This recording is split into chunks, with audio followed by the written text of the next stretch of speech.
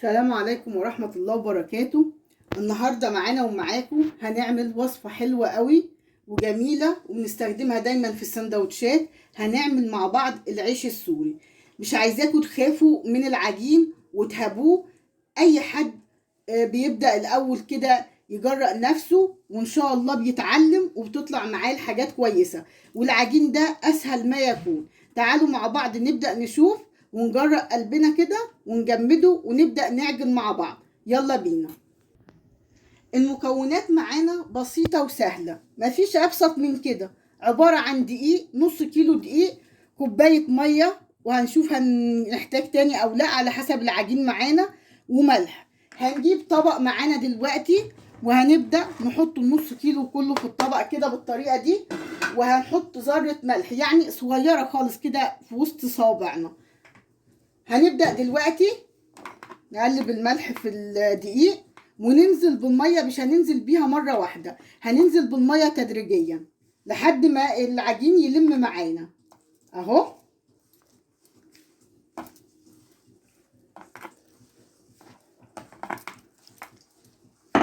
الدنيا بسيطة وسهلة خالص، احنا اللي بنصعبها على نفسينا. بس انتي بس جربي، حتى جيبي حتى نص كيلو دقيق كده وجربي فيه وان شاء الله هيطلع معاكي حلو. نحط تاني اهو.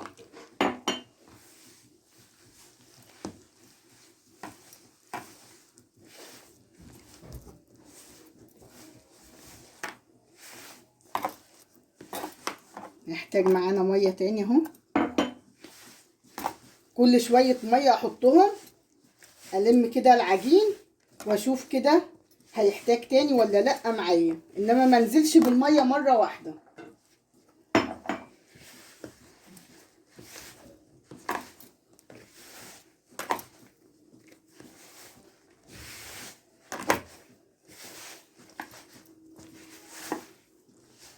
هيحتاج معايا سنه ميه بسيطه جدا عن الكوبايه، سنه بسيطه. افضل الم العجين بالطريقه دي لحد ما العجين كله يلم معايا والطبق ينضف من العجين. دلوقتي العجينه لمت معايا اهي، ما احتاجناش من الكوبايه التانيه. بصوا الشويه دول يعني ما يجيش ربع الكوبايه، والعجينه لمت معايا.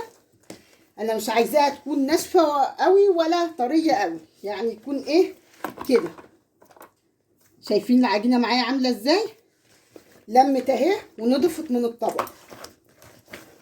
نفضل ندعك فيها كده لحد ما العجينه تنعم معايا اهو. نعجن بالطريقه دي، نقفل ايدينا كده وندعك كده. هنمسكها كده وندعك بالطريقه دي كده اهو.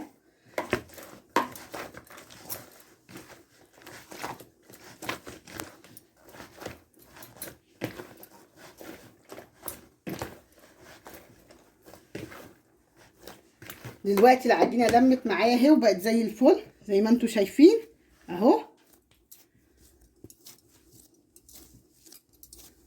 طبق نضيف من العجين يبقى كده العجينه لمت معايا.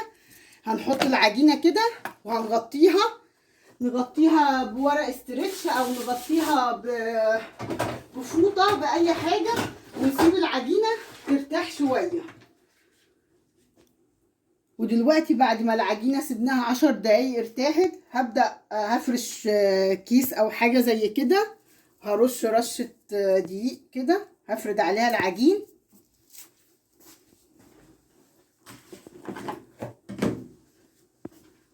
العجينه معايا اهي زي ما انتم شايفين، جميله اهي، ارتاحت وبقت ايه ملمسها، شايفين طريه وحلوه ازاي.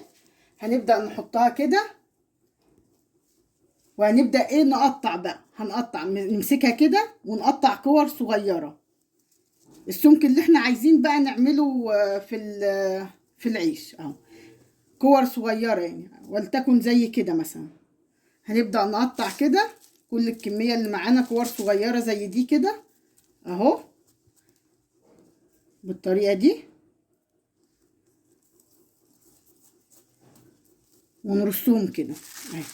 نمسكها كده وهنقطع كده ونلف كده هنقطع كل الكمية اللي معانا بالطريقة دي كده ونحطهم جنب بعض كور صغيرة، يعني كل كورة تبقى ايه، هتبقى رغيف اهو، واحطها كده جنب بعضيها. هقطع كل الكمية وارجع لكم تاني. ودلوقتي بعد ما كورنا كده عملنا كور صغيرة من العجينة، عملت معانا 1 2 3 4 15 واحدة. هنبدأ دلوقتي اهو رشين رشة دقيق، وهنبدأ ايه اهو نعمل كده اهو، نفردها كده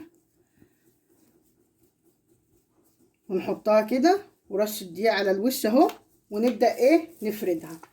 ممكن تفرديها بايديكي الاول كده بس، وبعد كده تفرديها بالنشابة، هي مش مستاهلة يعني. اهو نفردهم كلهم كده.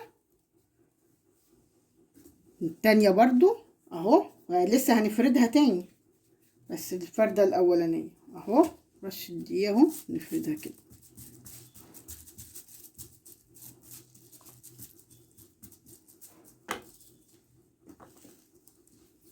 اهو بالطريقة دي كده اهو.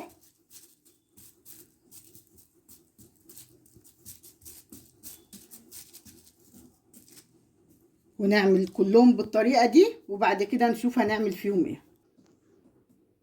ودلوقتي بعد ما فردنا كل الكمية معانا كده وحطيناها فوق بعض كده، ما تخافيش اما حطيناها فوق بعض احنا حاطين دقيق في النص فمش هيلزقوا في بعض. ما دام في دقيق في النص كده اللي انتي فارده عليه مش هيلزقوا فوق بعض. هنبدأ نجيب بقى معانا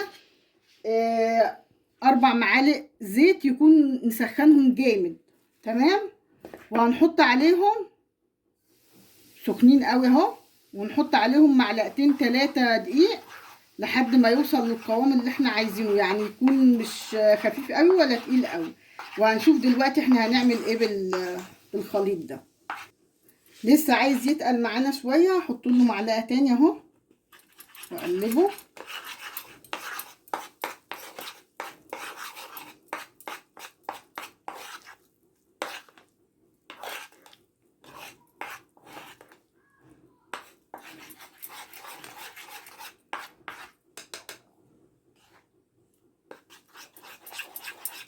كده وصل معايا للقوام اللي انا عايزاه، يعني عايزاه قوام ايه، يعني كريمي كده شايفين كده.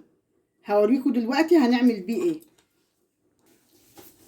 ده الخليط بتاعنا اللي احنا عملناه من شويه مع بعض بالزيت والدقيق.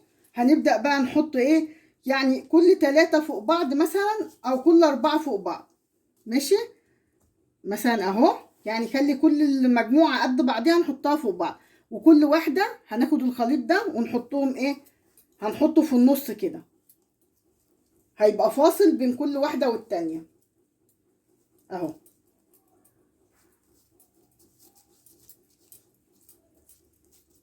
نحط التانيه فوقيها اهو،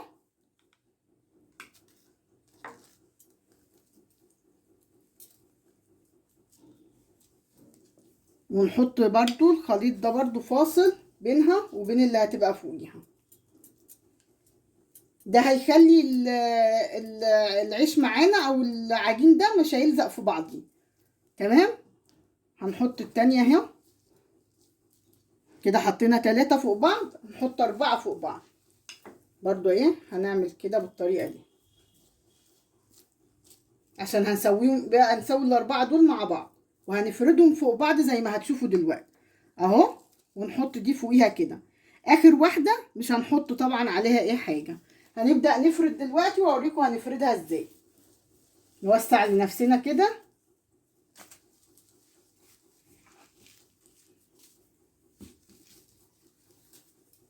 وهنبدأ نفرد ايه كده.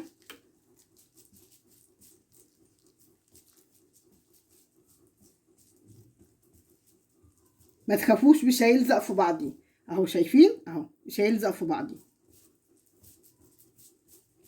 ونفرد بالنشابة اهو شايفين كده، سواء كانت النشابة دي او النشابة التانية اللي تعرفي تشتغلي بيها افردي بيها. نحاول نرققه بقى كده على قد ما نقدر، بس مش هنرققه قوي عشان ما يتقطعش منا برضو.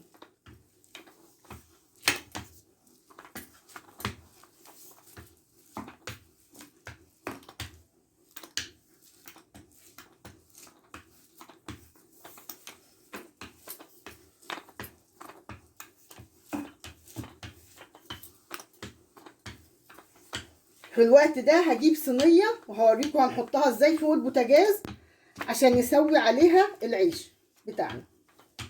كده احنا فردنا اهو، هو مش لازق في بعضيه ولا حاجه، هتشوفوا دلوقتي هيفك لما يتحط على السخونه. هنبدا نحط الصينيه وبعد كده هنوريكم هنسويه ازاي. دلوقتي انا لازم الصينيه تبقى معايا سخنه خالص. انا الصينيه دي بتاعت البيتزا بقلبها كده وبحطها على عين البوتاجاز وبعلي عليها، وبعد كده تسخن معايا خالص وابدا انزل بالعجين اهو. العجين بتاعي معايا اهو، هبدا انزل عليه على الصينيه كده. لازم يبقى الصينيه معايا سخنه علشان يبدا العيش يقب معايا، واقلبه على الجنبين.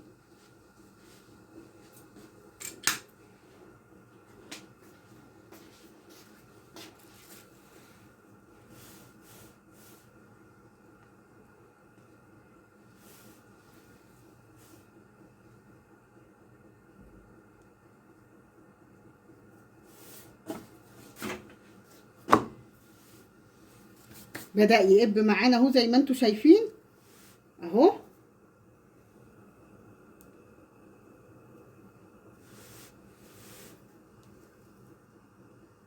وكل ما هيسخن هيفك من بعضيه لوحدهم. تمام.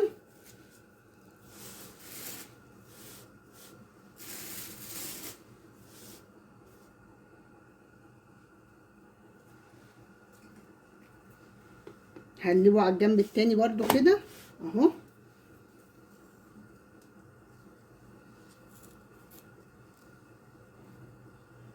هو سخن بس شويه، شايفين هو مش لازق في بعضيه ولا حاجه، هو بيفك عادي من بعضيه عادي اهو.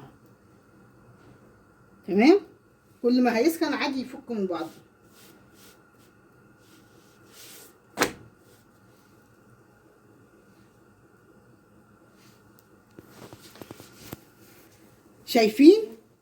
شايفين ده عمل معانا ازاي اهو، ويفكوا من بعضيه عادي اهو، وهيستوي كله مع بعضيه دلوقتي اهو.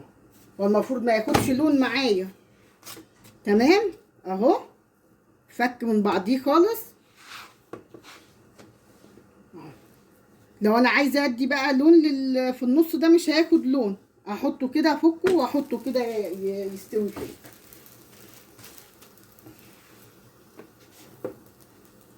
طلعنا اهي اول واحده معانا اهو. برضو لو انا عايزه الباقي كله ياخد لون معايا اهو، انزله كده ياخد لون، لان اللي في النص اصلا مش هياخد معايا لون، بس هيستوي هيبقى ناقص معايا بس ان هو ايه اهو. لو انت عايزاه ياخد لون بقى، ان هو المفروض ما ياخدش لون يعني، بس هو مستوي كده اهو. شايفين طري ازاي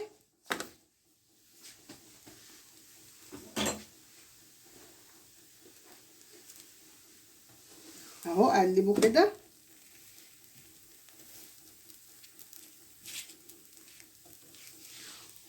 خلاص. دي استوت معايا، شايفين شكلها حلو ازاي وطريه. شايفين طريه وعامله ازاي. نخلص الباقي كله، نطلع الباقي اهو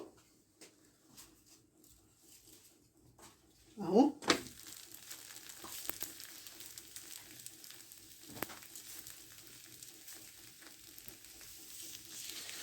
نبقى على الجنب التاني برضو.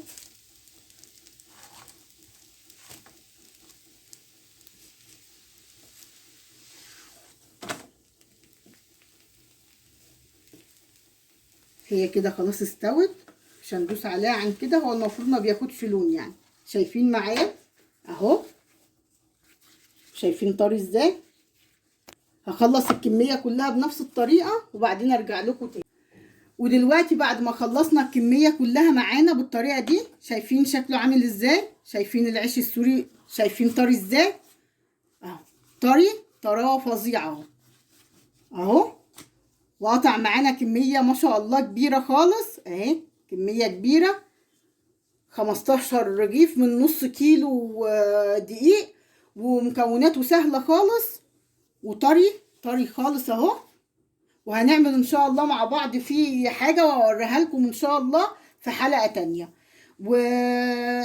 والطريقه اللي هي بنحط الدقيق مع الزيت السخن كده بين الطبقات، ده بيوفر معانا وقت. بدل ما بنعمل واحده واحده احنا بنعمل زي ما وريتكم كده بالطريقة دي، ونفردها، واول ما نحطها على الصينية وهي سخنة هو بيفك من بعضيه لوحده كده، ببدأ اطلعه واحط بقى واحدة واحدة تتشمع معانا كده. او لو انا سبته كده اصلا، انا هو دي ما حطيتهاش تتشمع، اهي عادية وانا مش لازم ياخد لون اصلا اهو. اهو دي كانت في النص واستوت اهي، وهتوفر معانا وقت طويل، وهي طريقة سهلة خالص. ان شاء الله هتعجبكم، جربوه. هاتوا نص كيلو دقيق بس كده قليل، هو دقيق وملح ومية، يعني مش مكلف خالص. وابدأوا كده تشجعوا او قلبكم، وابدأوا جربوا فيه وان شاء الله هيعجبكم. احب ان الوصفة النهاردة تكون عجبتكم، واتمنى ان انتوا تشتركوا معايا في القناة وتفعلوا زر الجرس وعشان يوصلكوا كل جديد. وشكرا لحسن استماعكم، والسلام عليكم ورحمة الله وبركاته.